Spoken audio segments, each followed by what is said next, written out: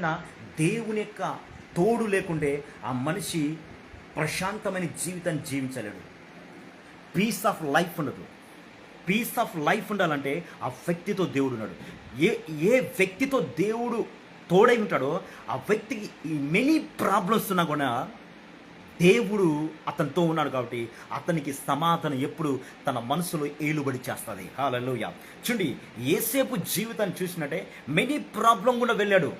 Many problem, heavy problem, అవమానించబడ్డాడు, చెయ్యని తప్పుకు నింద మోపబడ్డాడు, గోతిలో అన్నుల చేత ద్వేషించబడ్డాడు, గోతిలో పడివేయబడ్డాడు, ఆ గోతి నుంచి మన తీసి బానిసుడిగా అమ్మవేయబడ్డాడు. హల్లెలూయా. అక్కడ పోతిఫర్ భార్య ద్వారా అవమానించబడ్డాడు, చెరసాలకి వెళ్ళాడు.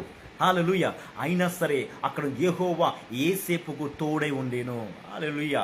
అతను చేయుదంతా దేవుడు ఆశీర్వదిస్తున్నాడు. హల్లెలూయా. చూడండి, ఎంత ప్రాబ్లంలో జోసెఫ్ ఉన్నా కూడా, ఇన్ని స్ట్రగులింగ్లో జోసెఫ్ ఉన్నా కూడా జోసెఫ్కి దేవుడు తోడై ఉండటం బట్టి జోసెఫ్ను దేవుడు బ్లెస్ చేశాడు.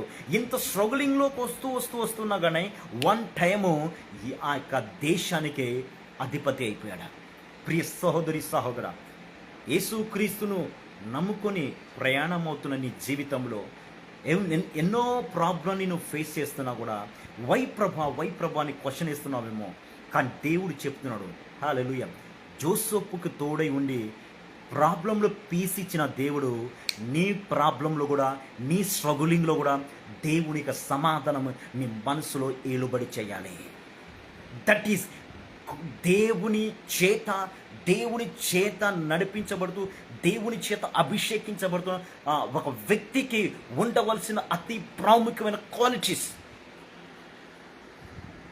బైబిల్ చెప్తుంది సమస్యలు రావని చెప్పట్లేదు, సమస్యలు అసలు రావని లేదు.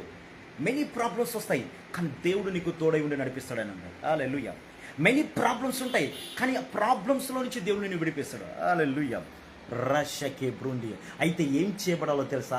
మనము దేవుని సన్నిధిని వెతికేవారు కూడా, దేవుని సన్నిధిలో కొంచెం సమయం గడిపేవారు కూడా, ఎవ్రీ